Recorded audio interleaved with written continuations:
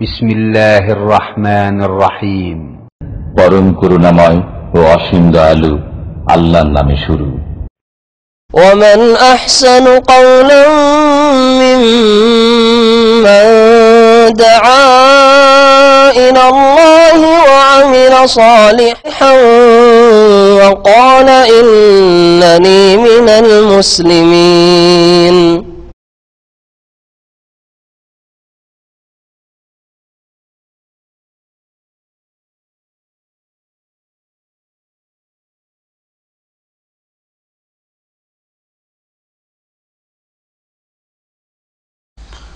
বিসমিল্লাহির রহমানির রহিম। আলহামদুলিল্লাহ ওয়াসসালাতু ওয়াসসালামু আলা রাসূলিল্লাহ ওয়া আলা আলিহি ওয়া সাহবিহি ওয়া মান ওয়ালা, আম্মা বাদ। ফাকাদ ক্বালা আল মুআল্লিফ রাহিমাহুল্লাহু তাআলা ওয়া আন জাবির বিন আব্দুল্লাহ রাদিয়াল্লাহু আনহুমা ক্বাল সাল্লা মুআযুন বিআসহাবিহিল ইশা ফাতাওয়ালা আলাইহিম ফাকালা an-নাবী সাল্লাল্লাহু আলাইহি ওয়াসাল্লাম আতুরিদু আন তাকুনা ইয়া মুআযু ফাত্তানান ইযা আমামতান নাস ফাকরা বিশ-শামসি ওয়া দুহাহা ওয়া সাব্বিহ ইসমা রাব্বিকাল আ'লা ওয়াকরা বিসমি রব্বিক ওয়াল্লাইলি ইযা ইয়াগশা মুত্তাফাকুন আলাইহি ওয়াল লাফযু লিমুসলিম।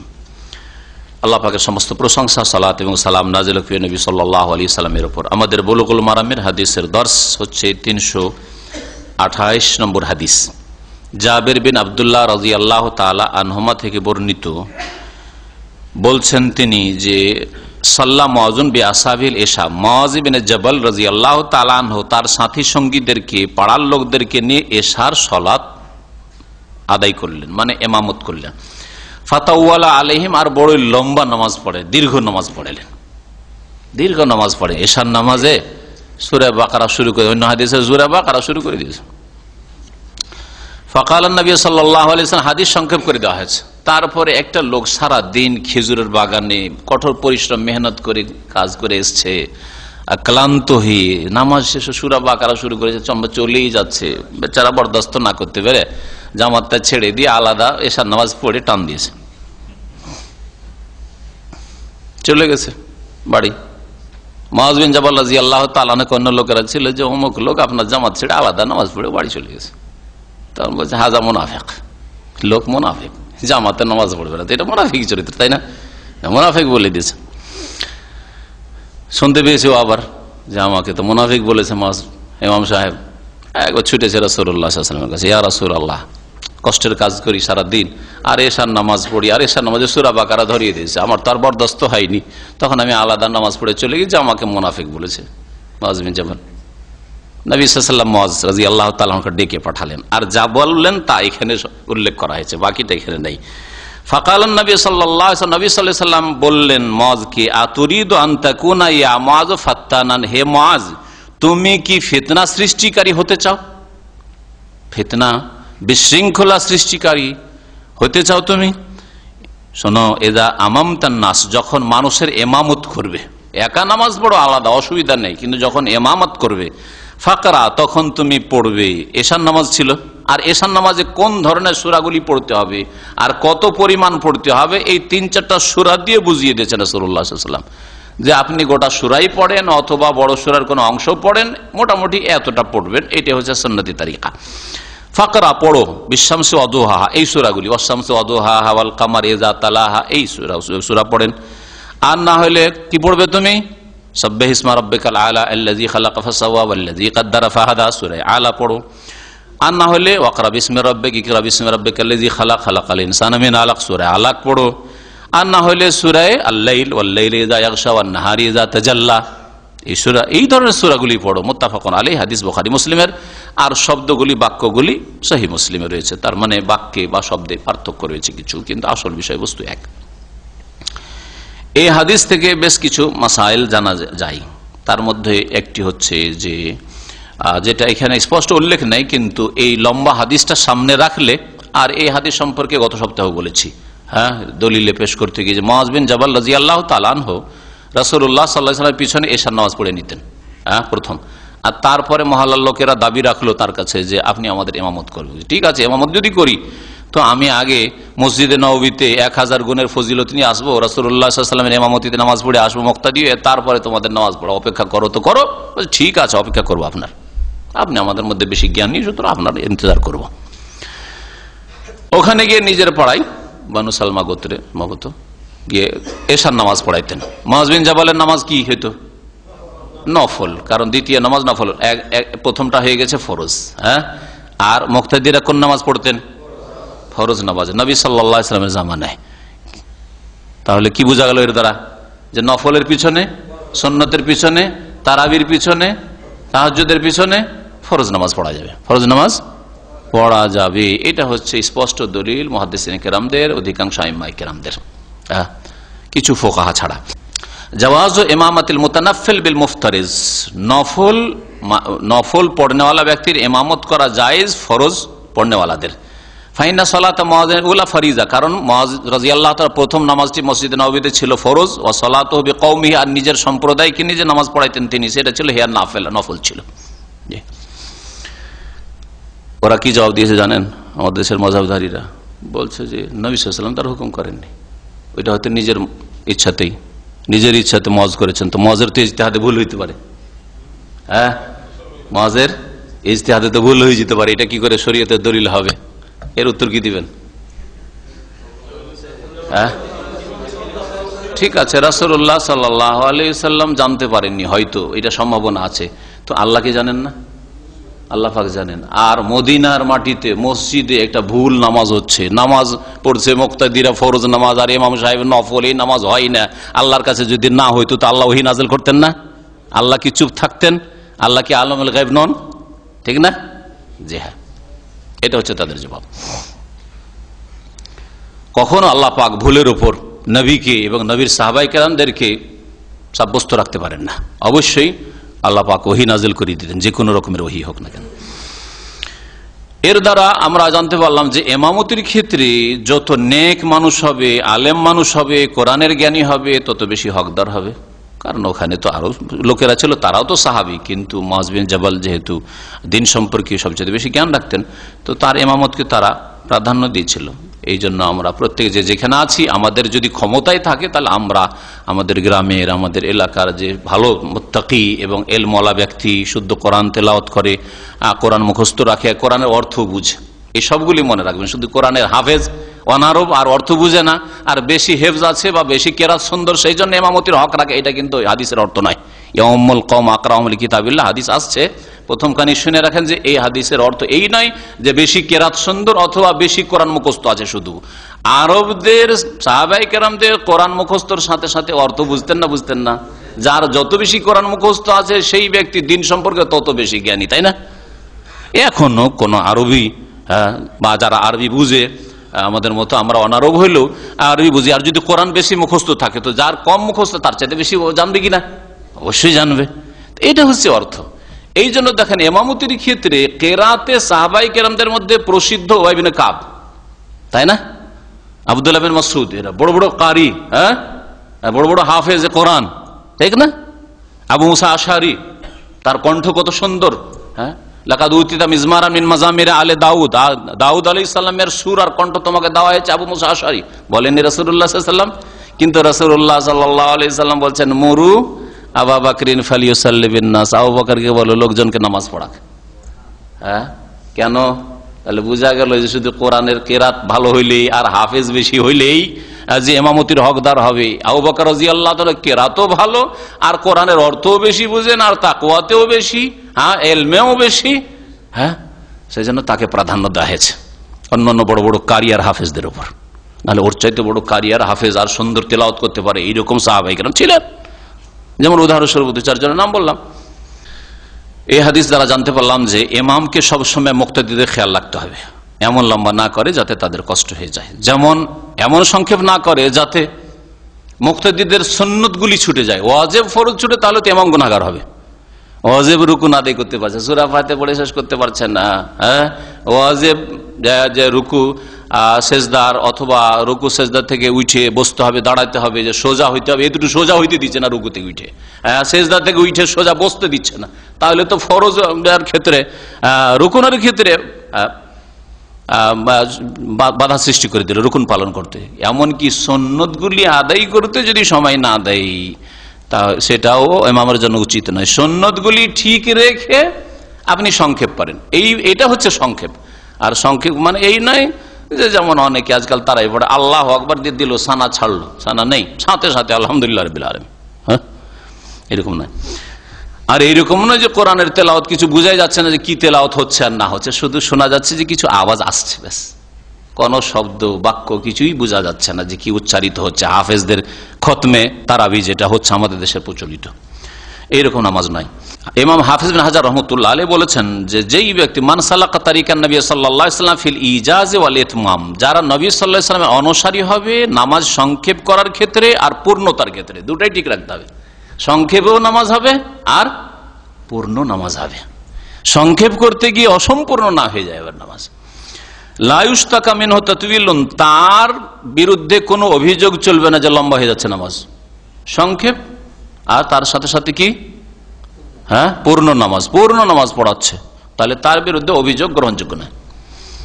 কিন্তু সূরা বাকারা ধরিয়ে দাও, এটা হ্যাঁ, এর অভিযোগ হইতে পারে এশার নামাজে। সুতরাং হালকা নামাজ মানে এমন হালকা নয় যে আজকালকার জামানার মুক্তাদিরা যেমন চাইছে তেমন। হ্যাঁ, যদি আজকালকার মুক্তাদিরা বলে যে ইমাম সাহেব আপনাকে তো ভাড়া করে তারাই পড়াইতে নিয়ে এসেছি, শুধু এইরকম পড়বেন, আর রহমান আল্লামাল কোরআন খালাকাল ইনসান, আল্লাহু আকবার, তো কি বলবেন? এটা সংক্ষেপ? হ্যাঁ, আর এইরকম করে স্পষ্ট, তো আমি তো স্পষ্ট 3টা আয়াত পড়লাম আর স্পষ্ট বললাম, তারপরে এইটা উচিত নয় যে এইরকম, হ্যাঁ, কোরআন নিয়ে মজাক করা, এইরকম নামাজ কেন পড়বে, এইরকম নামাজ কেন পড়বে? হ্যাঁ, একটু আর একটু পড়ো, আর একটু ধীর স্থির ভাবে পড়ো। তো যাই হোক, মুক্তাদিরা মানে যুগ উপযোগী নামাজ হইতে হবে এরকম নাই।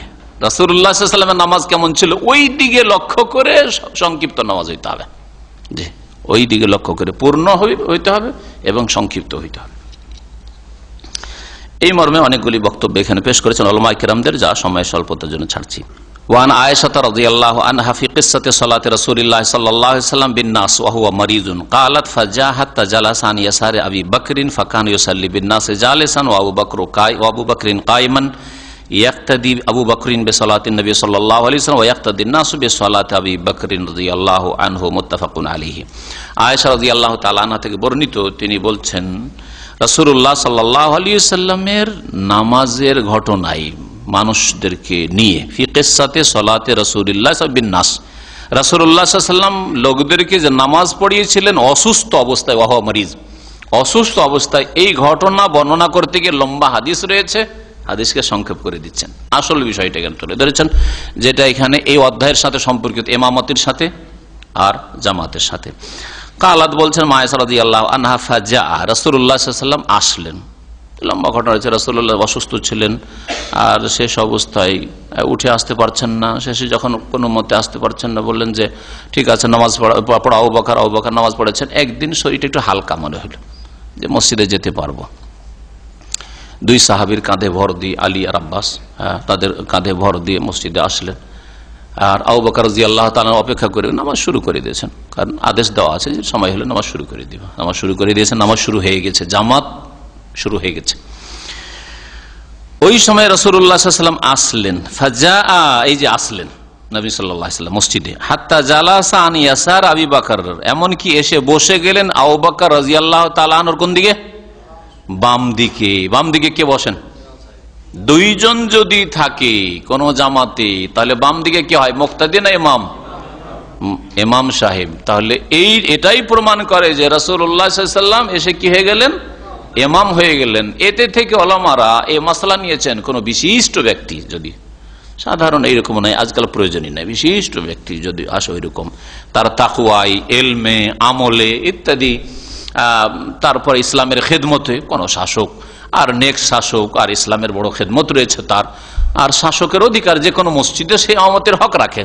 যদি নাই পরায়ণ শাসক, ভালো নেক শাসক হয়, তাহলে যেমন খোলাফা রাশেদিনদের জামানায় হইতো, তারপরে উমাইয়া বংশের যুগেও তাদের অনেক ভুল ভ্রান্তির সাথে সাথে তারা ইমামতি করেছে। আব্বাসী যুগে এসে না, ইমামতি 2 রকম, আমরা দুনিয়ার ইমামতি করি, আমরা শাসকরা, রাজারা, তোমরা মসজিদের ইমামতি করো, আলেমরা আর হাফেজরা, এইরকম হয়েছে। কিন্তু প্রথম স্বর্ণযুগে কিন্তু এরকমটা ছিল না।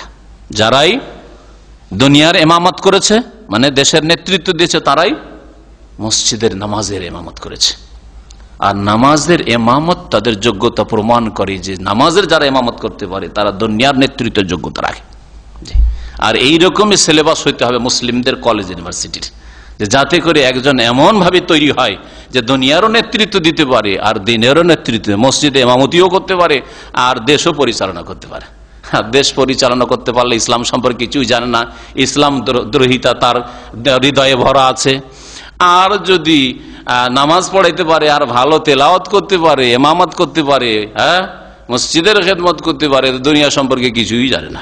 হ্যাঁ, না, এই জন্য মুসলিমরা আজকে দুর্বল। তো আবু বকর রাদিয়াল্লাহু তাআলা বাম দিকে বসে গেলেন রাসূলুল্লাহ সাল্লাল্লাহু আলাইহি ওয়াসাল্লাম।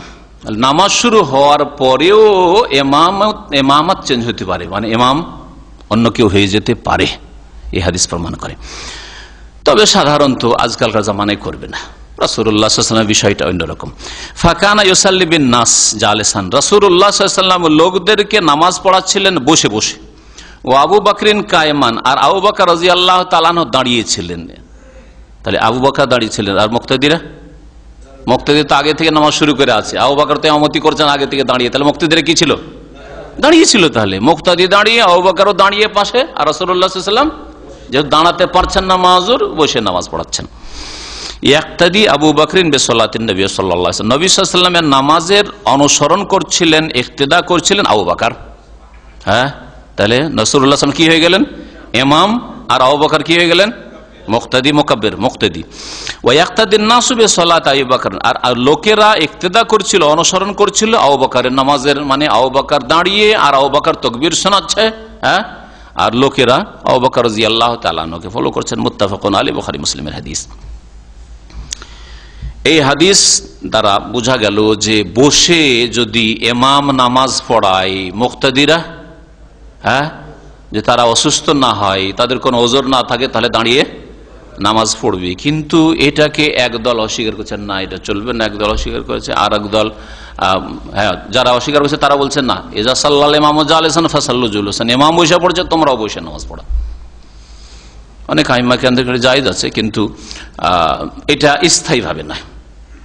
আর বিশেষ করে যে ইমামের রাতে পেশ ইমাম, যাকে আমাদের দেশে বলে, যদি হয় তাহলে, এই জন্য আহমদ বিন হাম্বল বলেছেন যদি ইমামে রাতে হয়, মানে নিযুক্ত ইমামতিতে মসজিদের, আর এরকম হঠাৎ করে অসুস্থ হয়ে গেছে, আর অসুস্থতা খুব দীর্ঘ হবে না, হয়তো দু চার দিনের জন্য, এমন নয় যে 6 মাস অসুস্থ থাকার বসে বসে নামাজ পড়াইতে থাকবে, এরকম নয়।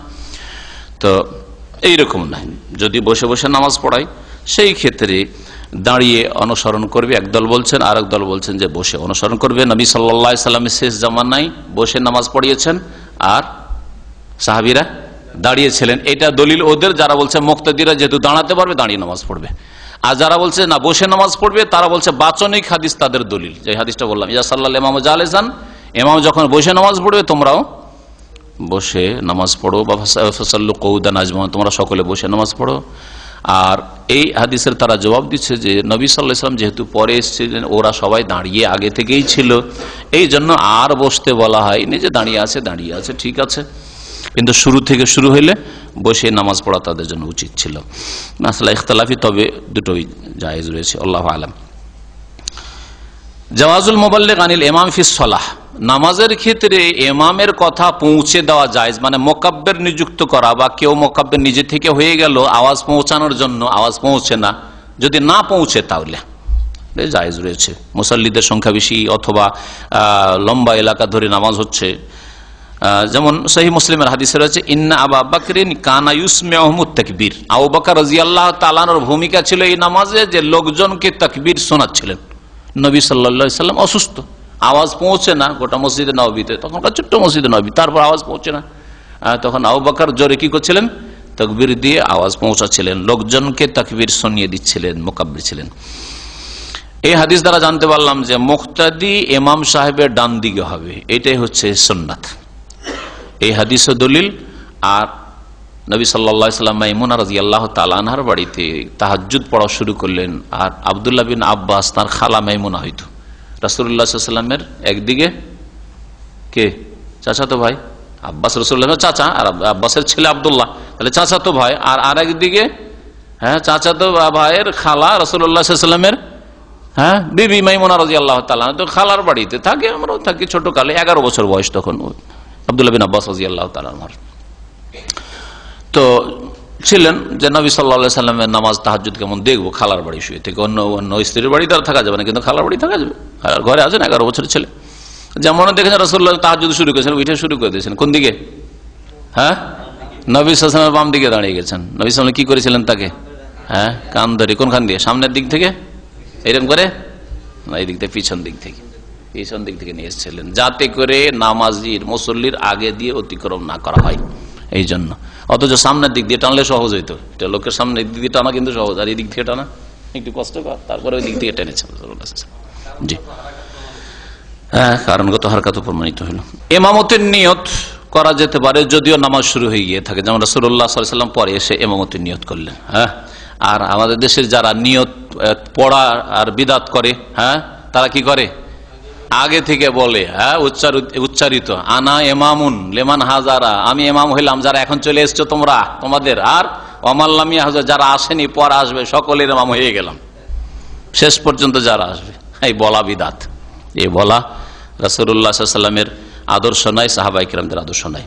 নবী সাল্লাল্লাহু আলাইহি ওয়াসাল্লাম যে নামাজে আসলেন, নামাজ শুরু হওয়ার পরে আবু বকর রাদিয়াল্লাহু তাআলা আনহুর এসে নবী সাল্লাল্লাহু আলাইহি ওয়াসাল্লাম ইমাম হইলেন না নবী সাল্লাল্লাহু আলাইহি ওয়াসাল্লাম মুক্তাদি থাকলেন, এই নিয়ে উলামাদের দ্বিমত থাকলে সঠিক হচ্ছে কোনটা বললাম? যে নবী সাল্লাল্লাহু আলাইহি ওয়াসাল্লাম ইমাম হয়ে গেলেন, আর আবু বকর ইমামতি থেকে নিজে সরে গিয়ে কি হয়ে গেলেন? মুক্তাদি হয়ে গেলেন। এর বেশ কিছু দলিল রয়েছে, তার একটি হচ্ছে আয়েশা রাদিয়াল্লাহু তাআলা আনহার উক্তি। তিনি বলছেন ইক্তাদি আবু বকর বিসসালাতিন নবী সাল্লাল্লাহু আলাইহি ওয়াসাল্লাম, এই হাদিসটাতে আছেন আবু বকর নবী সাল্লাল্লাহু আলাইহি ওয়াসাল্লামের অনুসরণ করছিলেন, আর লোকেরা আবু বকরের নামাজে করছিল। আর দ্বিতীয় যুক্তি হচ্ছে যে আবু বকর রাদিয়াল্লাহু তাআলা কখনো নবী সাল্লাল্লাহু আলাইহি ওয়াসাল্লামের ইমামতির উপর সন্তুষ্ট হতে পারে না, যে নবী আসবেন আর আমি ইমামতি করতে হবে, এটা কখনো হতে পারে না। যেমন এর আগে একটা ঘটনায় নবী সাল্লাল্লাহু আলাইহি ওয়াসাল্লাম এক জায়গায় বিচার সালিসের জন্য গিয়েছিলেন, আর নামাজ এদিকে অপেক্ষা করে করে শুরু করে দিয়েছেন। নবী সাল্লাল্লাহু আলাইহি ওয়াসাল্লাম ওই চলে এসেছেন, কুবা থেকে ফিরে চলে এসেছেন, ইশারা করলেন নবী নামাজ শুরু করেছে, তুমি পড়াও, কিন্তু না, পিছনে সরে গিয়েছেন আবু বকর রাদিয়াল্লাহু তাআলা। নামাজের মধ্যে নবী সাল্লাল্লাহু আলাইহি ওয়াসাল্লাম এসে ইমামত শুরু করলেন, আর বাম দিকে যখন বসেছেন নবী সাল্লাল্লাহু আলাইহি ওয়াসাল্লাম, এটাও একটা যুক্তি প্রমাণ যে নবী সাল্লাল্লাহু আলাইহি ওয়াসাল্লাম কি হয়ে গেলেন? ইমাম হয়ে গেলেন। জি।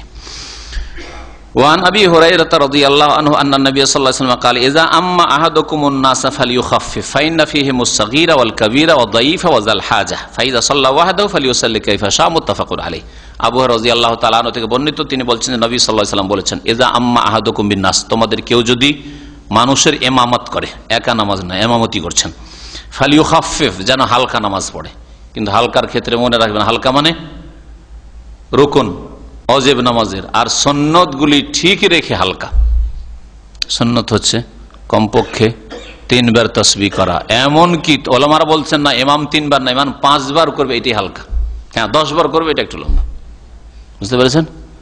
5 বার করে, কারণ ইমাম 5 বার করলে মুক্তাদি মুরুক্কু হইলেও অশিক্ষিত হইলেও 3 বার করতে পারবে, ঠিক না? তো এই জন্য 3 বার তো তাসবিহ করে সুবহান রাব্বিয়াল আযীম, সুবহান রাব্বিয়াল আযীম, সুবহান রাব্বিয়াল আযীম, আর উচ্চারণ শুদ্ধ করবে যাতে স্পষ্ট হয়। এতক্ষণ সময় লাগবে।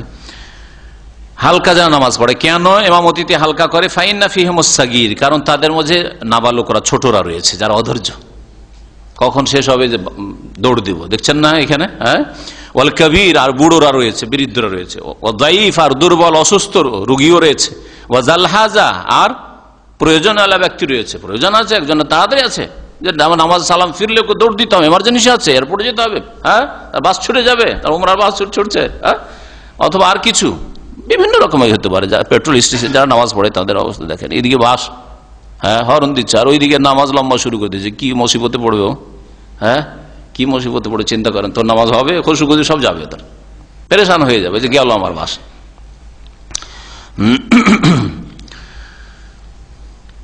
ফাইদা সাল্লা ওয়াহদাহু, তবে যখন একা নামাজ পড়বে, ফালিয়ুসাল্লি কাইফা শা, যেমন ইচ্ছা নামাজ পড়ো। জামাত হয়ে গেছে আর জামাত নাই, বা মসজিদে গেলেন কোনো লোকজন নেই, নামাজ শুরু করেন, লম্বা নামাজ পড়েন আপনি। কিন্তু যখনই দেখলেন যে আমার সাথে পিছনে লোক লেগে গেছে, হ্যাঁ, আরো লোক ইক্তেদা করা শুরু করে, তখন সংক্ষেপে নামাজ পড়েন। ওলামারা আর একটি মাসলা বলছেন, যদি মুক্তাদিদের সংখ্যা কম হয় আর মুক্তাদিগুলো সবাই যদি একমত হয়ে বলে যে আমরা লম্বা নামাজ চাই, এই ক্ষেত্রে কি মাসলা? মুক্তাদি অনেক হলে তো সব লোককে জিজ্ঞেস করা মুশকিল, আর অনেকে হয়তো পরে আসছে ইমাম শুরু করার পরে, হ্যাঁ, ঠিক না? অথবা রাস্তায় হাইওয়ের উপরে মসজিদ, কত লোক আছে, নতুন নতুন লোক আসছে, তাহলে তো আলাদা বিষয়। কিন্তু আপনার মহল্লার মসজিদ, এই পাড়ার মহল্লার লোক ছাড়া বাইরের লোক সাধারণত নামাজ পড়তে আসে না। আর মহল্লার যে 20 জন 30 জন লোক নামাজ পড়ে, তারা সবাই বলছে এশার নামাজ আমাদেরকে একটু লম্বা পড়াবেন, আধা ঘন্টা যাতে লাগে। ইমাম সাহেব যদি বলে তো কি করতে হবে? সবে একমত, তাহলে ঠিক আছে। জি, এই কথা হলো আমার বলেছেন।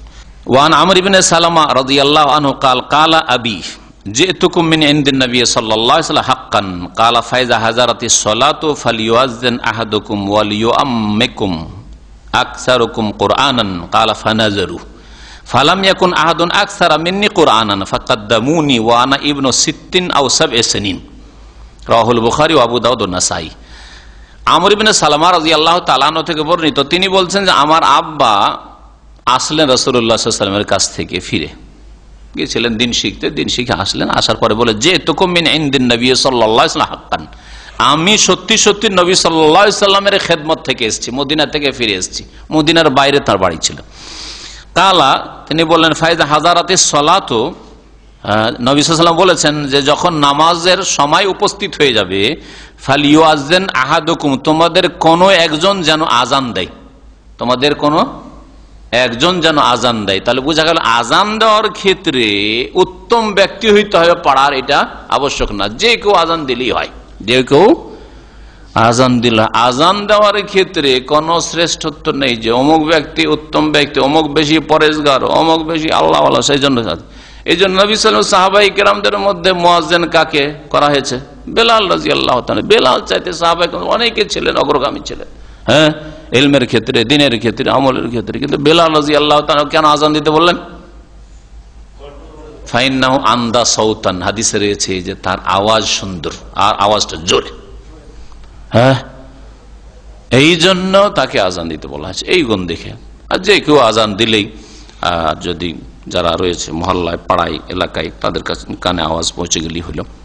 যে কেউ আজান দিলে তাহলে চলে, স্পষ্ট আহাদুকুম থেকে। ওয়ালিয়ুআম্মাকুম আকসারুকুম কোরআনান, আর তোমাদের ইমামত যেন করে যার কাছে কোরআন সবচেয়ে বেশি আছে, যার কাছে কোরআন সবচেয়ে বেশি আছে, মানে কোরআন যার বেশি মুখস্থ আছে আর কোরআনের অর্থ যে বেশি বুঝে, দুটোই অর্থ। এর মানে এই নয় যে ওয়ান আরব হাফেজ আর কোরআন বেশি মুখস্থ আছে, আর জালিকাল কিতাব লা রাইবা ফি এর মানেই বুঝে না, তো আর বাকি হুকুম আকাম কি বুঝবে? এইসব বুঝে না, আর হাফেজের ভিত্তিতে শুধু আলেমের ওপর প্রাধান্য দিয়ে হাফেজ তুমি নামাজ পড়ো, এটা তরিকা না, এটা এই হাদিসের অর্থ নয়। কাল ফানাজারু, সকলে দেখলো, ফালাম ইয়াকুন আহাদুন আকসারা মিন্নি কোরআনান, তাদের মধ্যে কেউ আমার চাইতে বেশি কোরআন মুখস্থকারী, কোরআন গ্রহণকারী ছিলেন না, আমার সবচেয়ে বেশি কোরআন মুখস্থ ছিল। এই ছেলে বলছেন আমর ইবনে সালামা, ফাকাদ্দামুনি, তখন গ্রামের লোকেরা, পাড়ার লোকেরা সবাই আমাকে আগে বাড়িয়ে দিল, সামনে বাড়িয়ে দিল যে নামাজ পড়াও। ওয়ানা ইবনু 6 আও 7 সিনিন, আর তখন আমি 6 বছরের ছেলে ছিলাম অথবা 7 বছরের ছেলে, 6-7 বছর বয়স ছিল। রাওয়াহুল বুখারী, হাদিস কোথায়? সহিহ বুখারীতে আছে, আবু দাউদে আছে, নাসাইতে আছে, হাদিস সহিহ, এতে কোনো সন্দেহ নেই।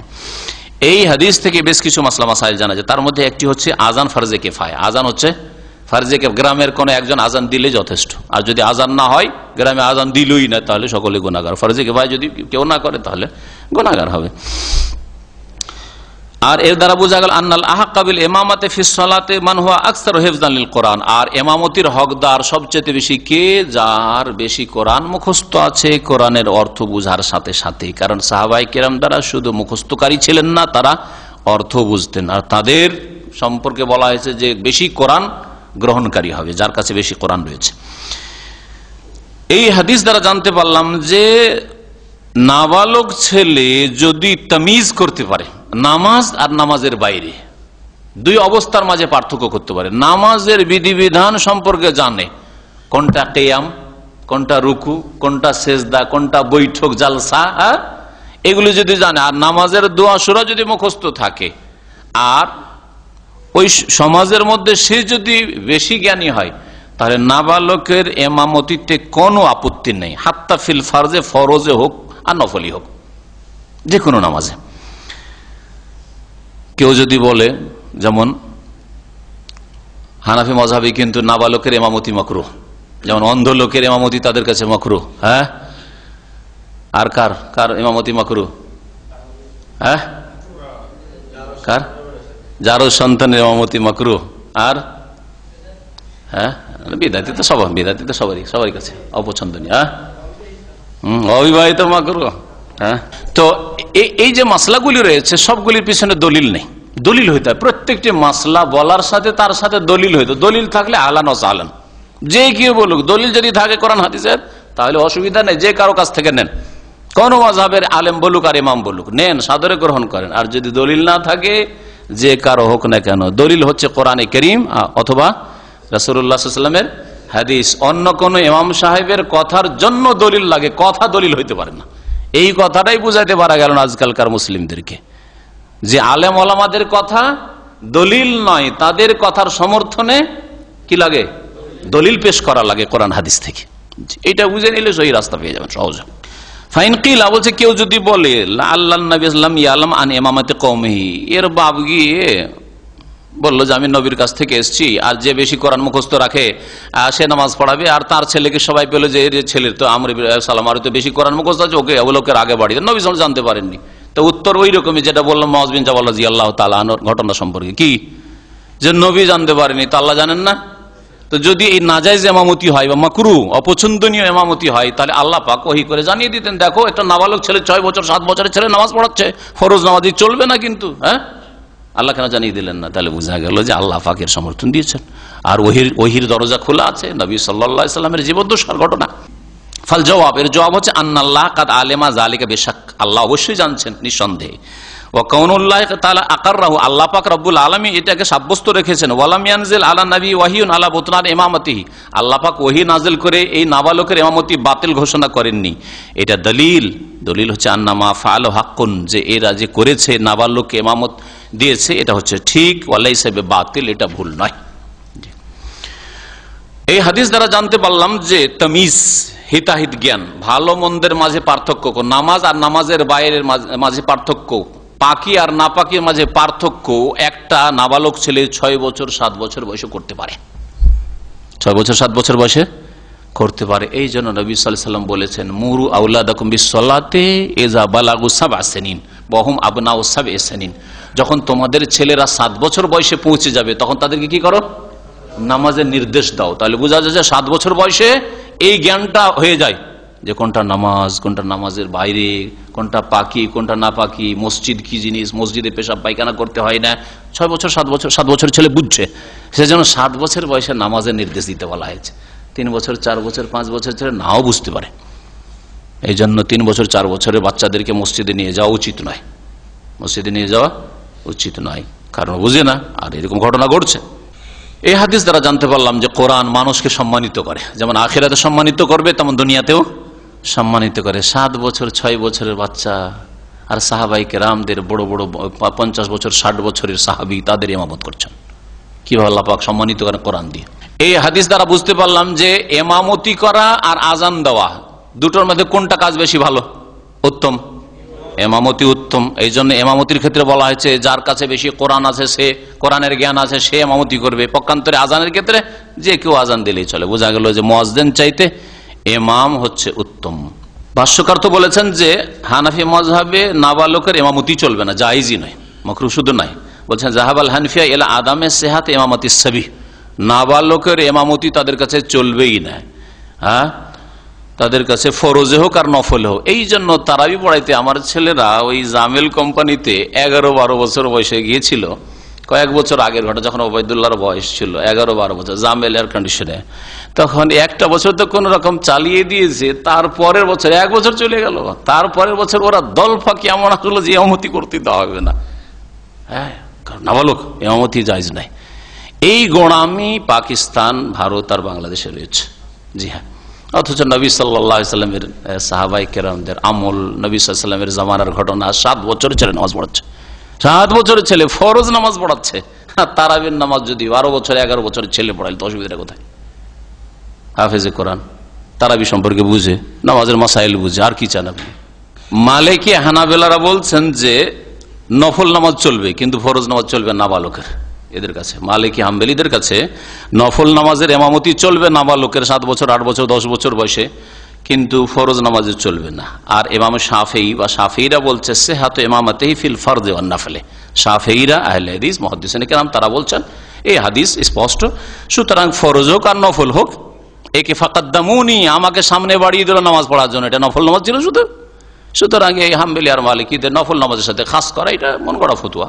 সেই ফতুয়া হচ্ছে যে ফরজ হোক আর নফল হোক, যদি কোরআন যথেষ্ট মুখস্থ থাকে আর নামাজের আহকাম বুঝে, কোনো জায়গায় ভুল হয়ে গেলে সহজ সিজদা করতে হবে এটাও জানে, মাসলা মাসাইল জানা রয়েছে, তাহলে সে ইমামতি করতে পারবে, নাবালক হইলেও ফরজে হোক অথবা সুন্নত নফলে হোক, তারাবিতে হোক।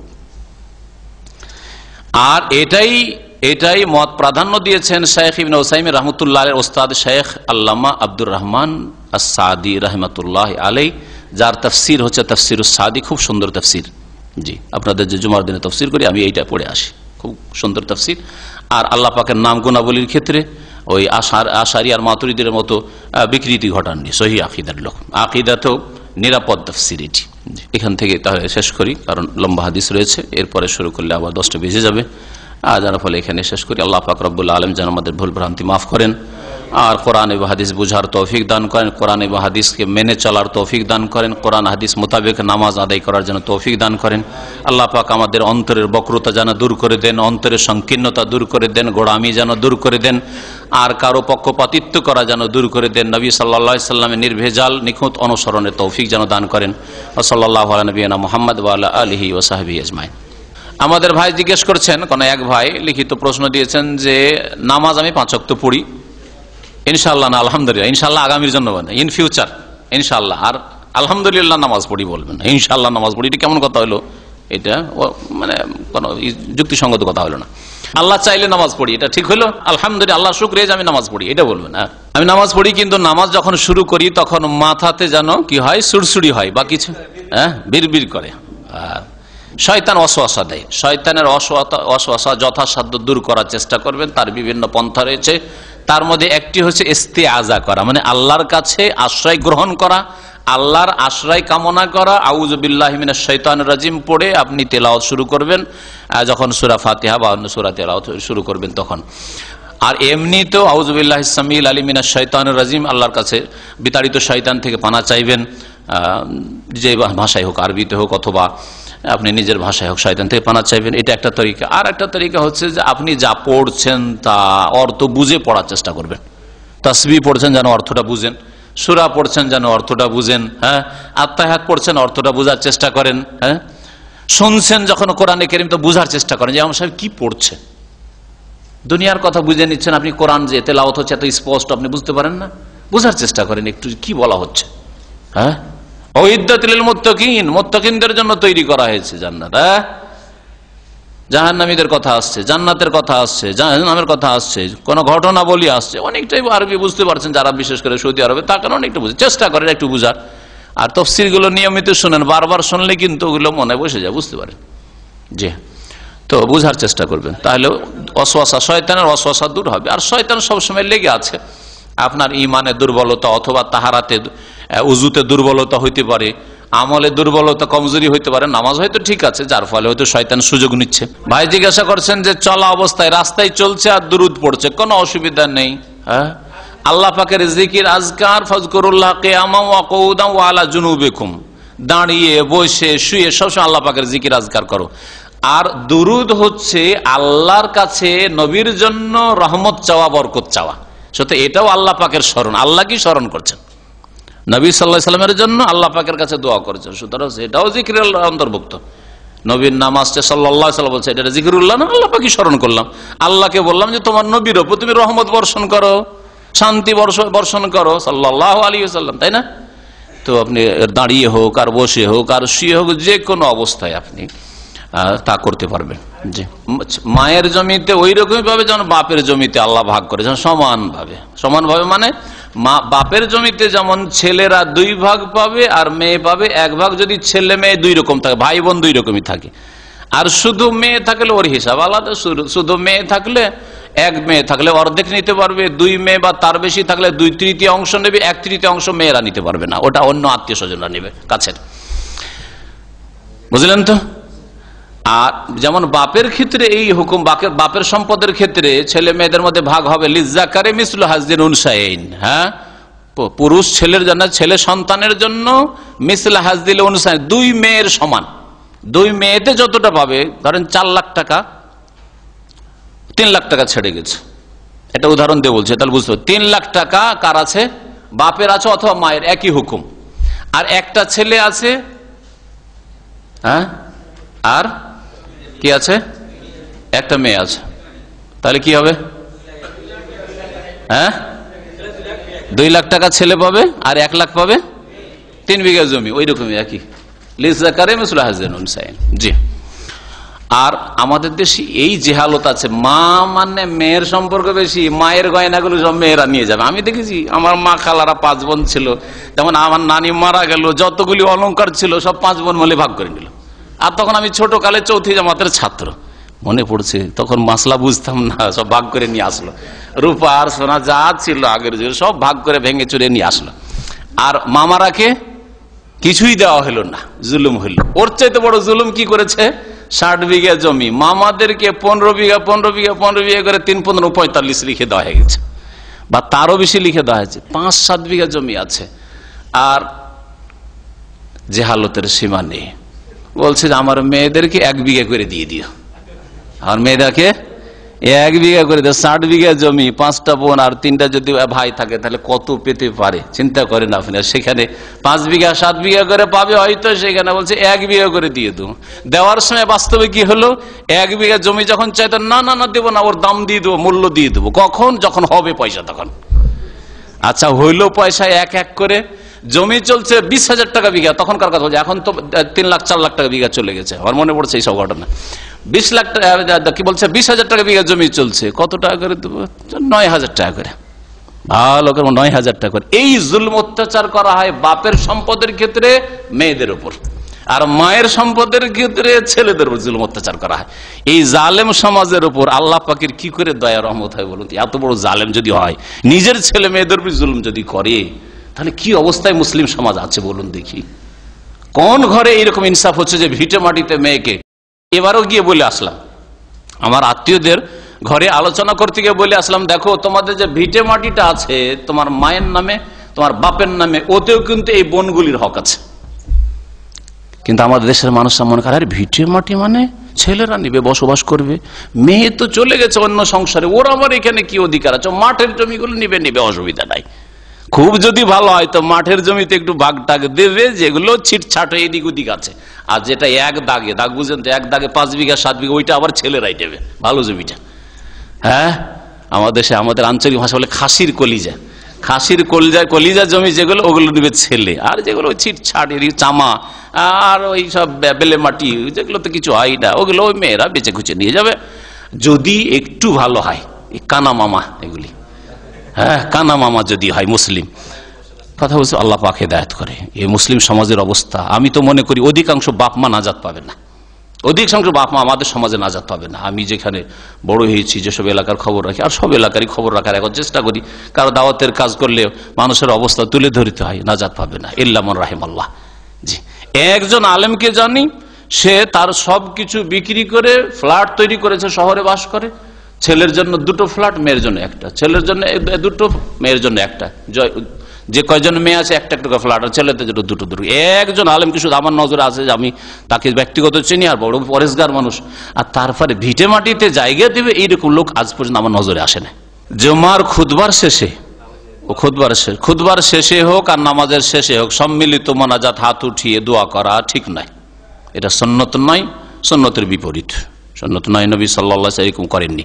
তবে নবী সাল্লাল্লাহু আলাইহি ওয়াসাল্লাম হাত উঠিয়েছেন যখন ইস্তিসকা করেছেন, অর্থাৎ বৃষ্টি চেয়েছেন। খুতবায় কখনো বৃষ্টি চেয়েছেন, রাসূলুল্লাহ হাত উঠিয়েছেন, আর কখনো ইস্তিসকার সালাত আদায় করে ঈদগাহের মাঠে গিয়ে ইস্তিসকার নামাজ পড়েছেন, তখনও হাত উঠিয়েছেন। সুতরাং যখন পানি চাইবে ইমাম সাহেব, জুমার খুতবাতে কিন্তু আরব ইমামরা পানি চাই, বৃষ্টি চাই, আল্লাহুম্মা আসকিনা, আল্লাহুম্মা আসকিনা, আল্লাহুম্মা আগিসনা, হ্যাঁ, এইভাবে যে দোয়াগুলি করে, তখন আপনি হাত উঠাইতে পারেন। আর যেমনই ওই দোয়া শেষ হয়ে গেল, আর তারপরে আল্লাহুম্মা আনসুরিল ইসলাম আল মুসলিমিন, আল্লাহুম্মা আইজ্জাল ইসলাম আল মুসলিমিন, আল্লাহুম্মা আনসুর ইবাদাকা ফি সিরিয়া, আল্লাহুম্মা আনসুর ইবাদাকা ফি ফিলিস্তিন, তখন হাত উঠিয়ে থাকবেন না। এই হাত উঠানো বিদআত, হ্যাঁ, এই হাত উঠানো সুন্নত দ্বারা প্রমাণিত নয়। জি, কারো যদি জামাত ছুটে গিয়ে থাকে আর জাগছে কোন সময়, যেই সময় ঠিক সূর্য উঠছে, হ্যাঁ, যদি ঠিক সূর্য উঠছে ওই সময় জাগতে পারে, অথবা উজু করতে করতে দেখা গেল এখন সূর্য উঠছে, তাহলে একটু বিরতি দেবে, সূর্যটা যখন ফুল উঠে যাবে তারপরে নামাজ শুরু করবে। সূর্য ওঠার 15-20 মিনিট পর নামাজ শুরু করবে। হ্যাঁ, বোঝা গেছে? হাত্তা তারতাফিয়া শামস, যতক্ষণ পর্যন্ত সূর্যটা পুরো না উঠে যাচ্ছে, কারণ ওই সময়টাই সূর্য পূজক মুশরিকরা বা অগ্নি পূজকরা এরা পূজা করে, তাদের সাদৃশ্যতা যেন চলে না আসে, সেই জন্য ওই সময়টা বিরতি দেবে।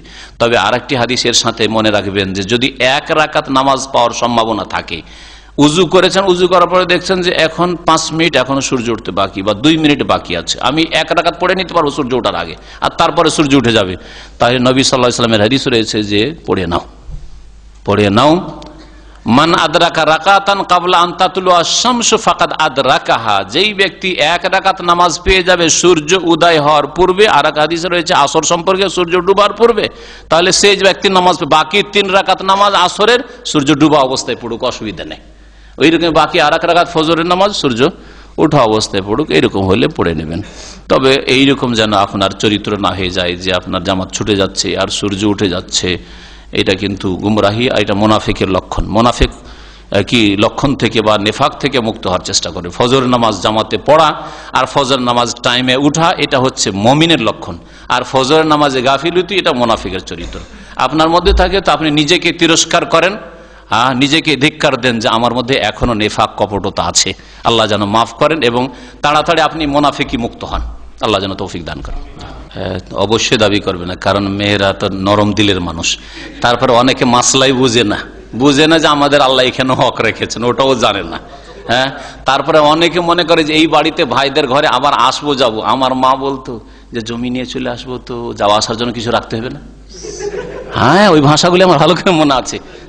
তা আমি তখন যখন একটু বড় হইলাম আর বুঝতে শিখলাম, তখন আমার তাহলে তো হোটেলও তো অগ্রিম দিয়ে আসতে হয় না, কিছু গেলে খেয়ে দিয়ে পয়সা দিত, আর আপনাকে অগ্রিমে 2-4 বিঘা জমি দিয়ে আসতে হবে যাতে করে যাওয়ার একটা পথ থাকে। হ্যাঁ, এই তো হোটেল, মামার বাড়ি মানে হোটেল। হ্যাঁ, হোটেলে বিল দিয়ে, অগ্রিম বিল দিয়ে চলে এসেছেন যাতে আসলে খেতে পাওয়া যায়, একটু থাকতে পাওয়া যায়, তো হোটেল মামার বাড়ি মানে হোটেল, পয়সা দেওয়া হোটেল। জি, তো ভিটে মাটিতে এইরকম কথা জিজ্ঞাসা করা বাপের জন্য জায়েজ নয় আর ভাইদের জন্য জায়েজ নয়। হ্যাঁ, এটা করতে পারে যে ভিটে মাটিতে তোমাদের ভাগ দিলে আমাদেরও অসুবিধা হয়, আর তোমাদের একটু জমি নিয়ে কি হবে, সুতরাং এর মূল্য ধরে আমরা ওই টাকাটা দিয়ে দিচ্ছি, অথবা এর বদলে অন্য জায়গায় জমি জায়গায় দিয়ে দিচ্ছি, অতটা মূল্য পরিমাণ, এই নয় যে অতটা পরিমাণ, এটা হচ্ছে 5 লাখ টাকা কাঠা আর ওটা হচ্ছে 5 লাখ টাকা বিঘা, তাহলে পরিমাণ দিয়ে তার হবে না, ওই মূল্য ধরে ওই রকম যদি দিয়ে দেয় যে তোমাদের ভিটে মাটির প্রয়োজন নেই, আর এই ভিটে মাটিতে তোমাদেরকে অংশ দিয়ে দিলে তোমরা এখানে তোমাদেরও হবে না আর আমাদেরও হবে না, এইরকম যদি একটা সমঝোতা আসে সেটা আলাদা কথা। কিন্তু উচ্ছেদ করে দিবি ভিটে মাটি থেকে, যে তোদের ভিটে মাটিতে কোনো হকই নেই, তোরা শুধু মাঠের জমি জায়গায় দিবি, হ্যাঁ, এইটা জায়েজ নাই, এটা জুলম। আর এইরকম প্রস্তাব পেশ করা বাপেরও জন্য হারাম আর ভাইদের জন্য হারাম। বোনদের কাছে কি করে তারা চাইবে, লজ্জায় পড়ে যাবে, বাপ বলছে, ভাইরা বলছে, কি করে বলবো, বড় ভাই ছোট ভাই আদর করে মানুষ করেছি, এইসব কথা মহিলাদের। বোনেরা যেভাবে ভালোবাসে ভাইদেরকে, ভাইদের অন্তরে ভালোবাসা থাকে না, বাস্তব সত্য।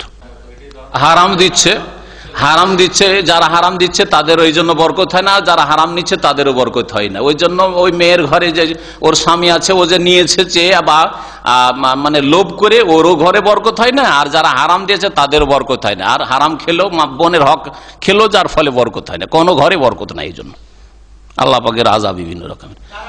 জি, তারাবি ছাড়া অন্য নফল নামাজ নিয়মিত জামাতে পড়া যাবে না।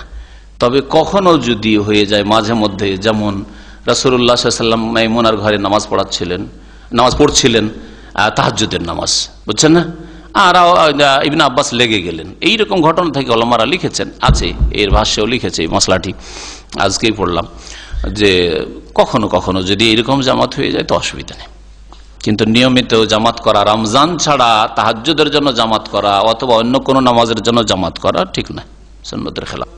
2 রাকাত কেন পড়বে? 2 রাকাত পড়ে যখন ইমাম সালাম ফিরলো দিয়ে তারাবির 2 রাকাত হয়ে গেল, এ দাঁড়িয়ে যাবে, বাকি 2 রাকাত পুরা করবে। হ্যাঁ, ফামা আদরাকতুম ফাসাল্লু, যা পেলে পড়ে নাও, ওমা ফাতাকুম, যা ছুটে গেল সেটা পরে তুমি পুরা করে নাও, এরকম করবে। এক নামাজ কি আপনি জোহরকে 2 বার পড়তে পারেন, আসরকে 2 বার 3 বার পড়তে পারেন, আপনি মাগরিব এশাকে আপনি 2 বার 3 বার পড়তে পারেন, দ্বিতীয়বার পড়বেন ওইটা আপনার নফল মানে অতিরিক্ত হবে। এ নফল না, এটা তো বানানো কথা বুঝতে পেরেছেন। যেটাই যে কোনো ফরজ নামাজ যখন দ্বিতীয়বার তৃতীয়বার পড়েন বাকিটা হচ্ছে নফল মানে অতিরিক্ত, সেটা 4 রাকাতের রূপে হোক আর 2 রাকাতের রূপে হোক। জি হ্যাঁ, বুঝা গেছে। আর এমনি যখন নামাজ নফল পড়বেন, এমনি নফল, তখন সলাতুল লাইলি ওয়ান নাহারে মাসনা মাসনা, রাত দিনের নামাজ 2 করে তোমরা পড়ে, এটা তাও উত্তম, এটা হচ্ছে উত্তম।